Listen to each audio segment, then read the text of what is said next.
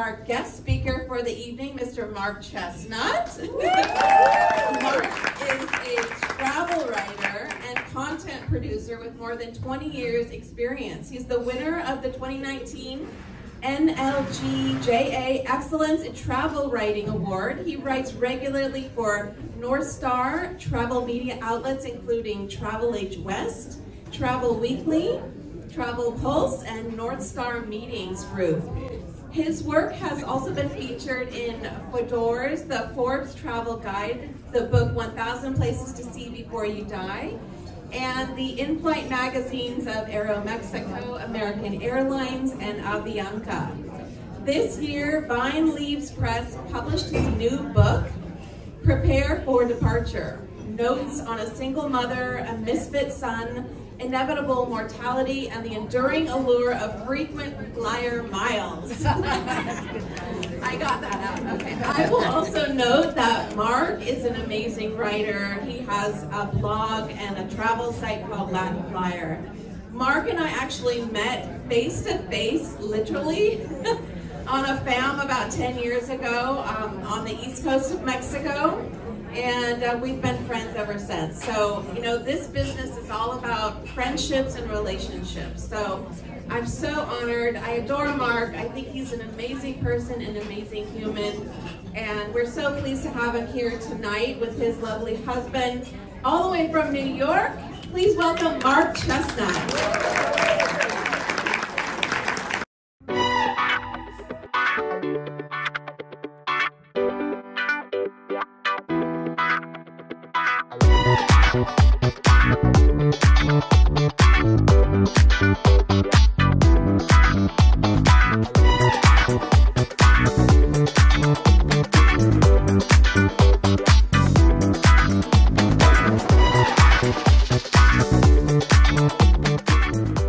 I'm beginning the presentation tonight with a tribute to Chessway Global Airlines, which I'm sure all of you remember was a groundbreaking airline founded in 1977. It was the first airline to have disco dancing flight attendants in flight, the first airline to have Jumbo Jet nonstop service to Reading, Red Bluff, and Paducah, Kentucky, and the first airline to host an in-flight concert of the Village People and Donna Summer. Wait, I'm sorry, I made a terrible mistake. Of course, you're not going to remember any of that because all of that was in my mind in 7th grade. I made up the airline called Chessway Global in 7th grade because I had way too much imagination and I was way too obsessed with travel and tourism. And the airline, I'm sure, never took off because the CEO looked something like this.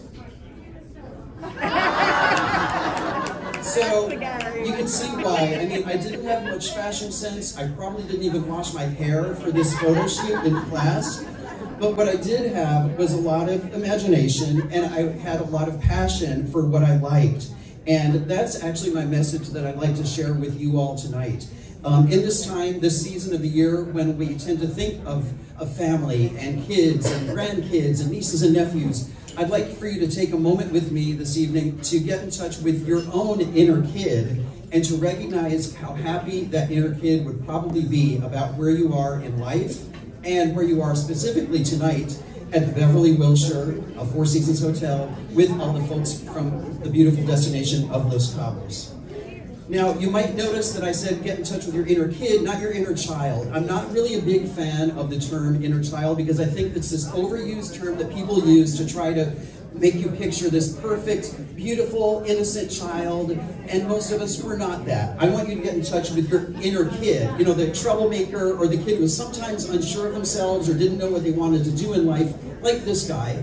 But your inner kid still knows what makes you happy and what is important to you. Connecting with my inner kid is actually something that I learned how to do more recently as I was writing the book Prepare for Departure that Susie mentioned. And as Susie mentioned, I've been writing about travel and tourism for various publications for more than 20 years, so I've been around a while. But this book actually was a total departure for me, and it's taught me a lot. Prepare for Departure is not a travel book. It's a book about the journey of life, but it's not a motivational book or self-help book or anything like that either. I'm not telling you what to do or anything. It's actually the story about a mother and her travel writer son who are facing the final months of her life as they revisit their lives together. So it is an end-of-life story, but it's also a coming-out story. It's also a coming-of-age story about finding your place in the world. And it happens to be the story of my mother and me, but readers are relating to a lot of universal issues, including the parts that talk about following your dreams and following the allure of travel, like so many of us in this room have done, and how people like us get to work in the industry that we do work in and enjoy so much. Now, in my case, when I was a kid, I didn't have some, grand plan. I didn't know exactly what I was doing or what I wanted to do. I didn't have a set path for studies or my career in mind. But my inner kid knew what I liked long before I consciously figured out how to attach that to a career path or to a study path. So I followed my nature, I followed my passions, I created that beautiful airline, disco-driven airline called Chessway Global. And by the way, I called it Chessway Global because even in 7th grade, my last name is Chestnut, which is kind of a weird name. I knew nobody's gonna fly an airline called Chestnut Global. It sounds pretty silly. That kid is still inside me, the CEO of Chessway Global, and you all still have a wonderful kid inside of you too. So I want to ask you a question though. I know we have a lot of travel advisors. How many are travel advisors out here tonight? Awesome. I love you all. I'm so glad to be celebrating with all of you. Now I have another question for you travel advisors. Did any of you ever play travel agents when you were a kid growing up? Maybe, maybe not, I don't know. I wasn't exactly your normal kid, perhaps, because I actually did play travel agent when I was growing up, but I had a very specific reason for doing it. It actually all started in 7th grade when I met a kid named JJ, and he was the first kid I'd ever met who was totally obsessed with travel and the glamour of the airline industry. And so we were able to explore our interests together, and we started by playing flight attendants on an abandoned school bus that I found in a field near my home. Now, this is not a photo of us, by the way, although I think it might be an approximation of how we thought we looked at the time. I don't know. We also started collecting airline memorabilia. And here's some from my actual collection that I haven't thrown out yet or sold yet. So, you know how it is when you're really, really into something, and especially if you're a kid, if you're a teenager or something, you get so into it that it's never enough. So we had dozens of timetables and brochures and stuff that we stole from airports, but don't tell anybody. But we wanted big stuff. We wanted travel posters. We wanted, signage and displays. But back then there was no eBay, there was no internet, so it wasn't that easy to get your hands on things. So how do you do that? How did we do that? We decided to pretend to be travel agents to get the free stuff.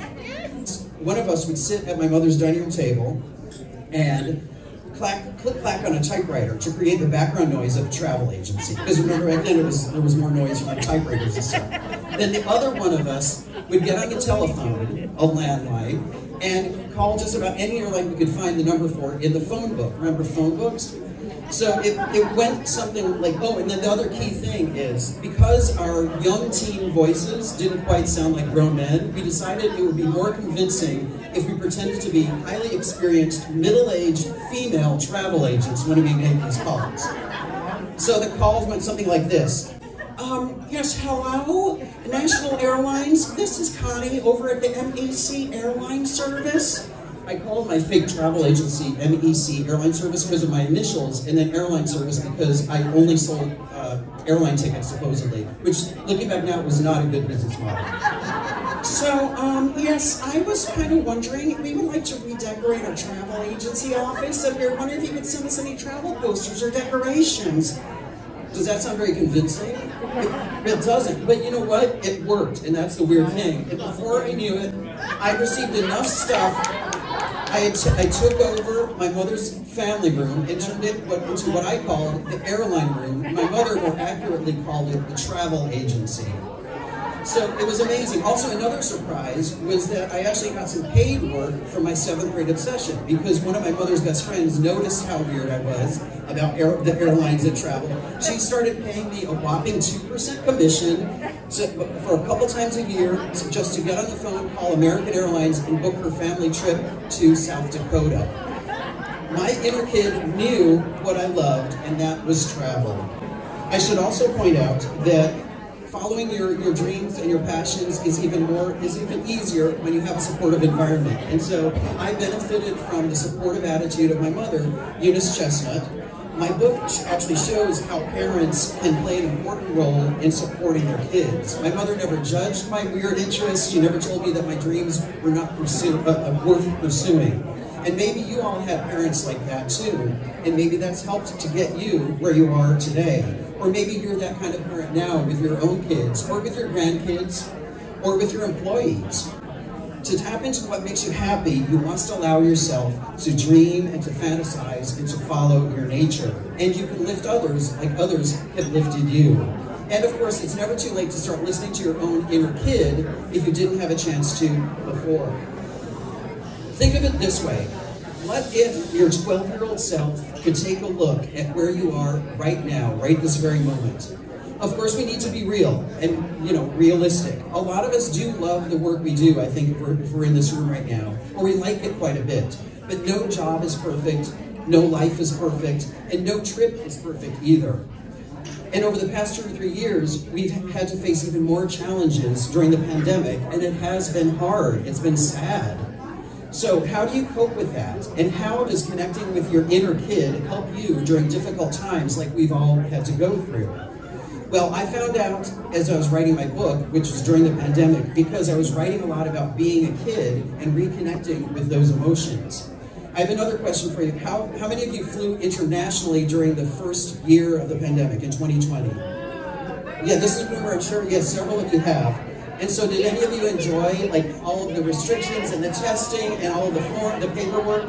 I stopped traveling on March 15th of 2020 on a flight from Bogota to New York, but I started flying again in July of 2020 on a flight from New York to Mexico, because in order to stay relevant, since I'm a travel writer, I had to report about how the industry had changed, what the travel experience was like, so that travel advisors and travelers could know what to expect. But it was very stressful. I was worried about getting sick.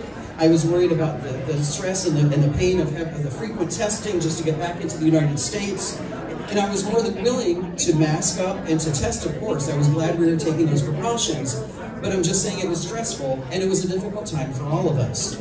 And I also went through this weird streak for several months where my test results kept coming back wrong. I'm not saying they came back positive, it just meant the results were missing information that were required by the US government for me to get back into the country, so I'd always have to redo the forms. For example, one time they left out my date of birth, another time they identified me as a female instead of male on the form. Long story short, I had trouble with my test results multiple times, and it was a big pain. But still, I kept traveling, even as the frustrations built. And then, one month, I was in the beautiful state of Mexican City, Chiapas. I'm sure some of you have been there. I got my test on the final afternoon of the trip, like I was supposed to do. I got my negative test results, which is always great to get. I went to bed super early because I had to wake up super early at about 3 a.m. for an early morning flight. Now, I don't know if any of you enjoy early morning flights, but I don't. So I was kind of in a bad mood already and super tired when I got to the beautiful modern airport in Tuxtla Gutierrez in Mexico. I handed over my test results, and the agent, the guy, looks at my form and he says, "I can't give you a boarding pass to the United States for this form." And I said, "Why?" He says, "Well, the date that says you took the test 3 days ago, it's not within the time frame the US government requires." And I was like, "What?" And you know how it is when traveling, you're already tired. So it was 4 in the morning. I couldn't call the testing center. It wasn't open at 4 a.m. I couldn't go back there in person. It was 4 a.m. I couldn't contact them. I had no recourse. So I just put my head down on the ticket counter, and the guy was probably like, "Oh no, here's another dramatic scene that's about to play out, like another problem passenger, right?" So he says, "Well, listen, I can give you a boarding pass as far as Mexico City. I can get you there, and then by then it'll be business hours. Maybe you can contact the testing center. They can text you the revised version of the form." So I had no choice but to take his advice. So I rushed to my flight. I sent a frantic text message and left a frantic voicemail for the testing company. And as soon as I landed in Mexico City, I called them, I spoke with them, and believe it or not, within 20 or 30 minutes, they sent me the revised form. The problem was, I still had to go out of security and start from scratch to get the boarding pass, because I didn't have it. So I'm standing in Mexico City Airport. Sometimes, like in other airports, the lines are way too long. So I'm standing at the very end of this very long line, and I'm thinking I'm still going to miss my flight. And you know how when you're too tired, you haven't slept enough, and it's like the trip is going poorly, and you're just like, I've had it. So I'm just thinking all the worst negative thoughts, like, why am I doing this? Why do I work and travel? Like, should I just give this all up? It is not worth it. But suddenly, I just stepped back in my head and I breathed. So I started thinking about my inner child, my younger self. And I remembered when my mother and I missed connections at Chicago O'Hare Airport or Detroit or Pittsburgh International. Was I upset when we missed our Ozark Airlines connection to Paducah, Kentucky at that age? No, absolutely not. I was thrilled just because we were traveling. Travel is about the full journey, not just the destination. It's about the excitement, the uncertainty that you have sometimes, all of that fun stuff. So I asked myself, what would my inner kid think about the fact that here I was tired, I hadn't slept enough, and I may be trapped in Mexico for an extra day or so. The truth is, he would have been thrilled because I was in Mexico. I was doing what I loved. I was traveling. And I did make that connection, by the way. I had to run, but even if I hadn't made that connection, I still would have been okay. So now, I'd like you all to imagine how you feel when you're really at your wit's end. When was the last time that you were so frustrated with work or with travel or with a client that you just thought, is any of this really worth it? Now you step back and you think about your 12-year-old self. If that kid saw you living the life you're living, doing what you're doing, and then putting up with these annoyances and problems and challenges that we sometimes face, what would that kid say? The truth is, they'd probably say something like, your life is still pretty cool. Think about the excitement that you felt the first time you took a really big, really international trip. I'm sure you all kind of remember that very first time, and you may have wondered, like I did, if that might be the only really big, cool international trip you might ever take. But if you're standing and sitting in this room right now, I have a feeling that first trip was far from the only big, great international trip that you took. Think about the first time that you saw a beautiful sunset in Los Cabos. I mean, most of you have been there, and if you haven't, you need to go, because the sunsets there are incredible. The scenery is incredible. And when you're in a place like Los Cabos, you just feel this sense of peace. You soak in the beauty and the ambiance, and you just realize that all is well.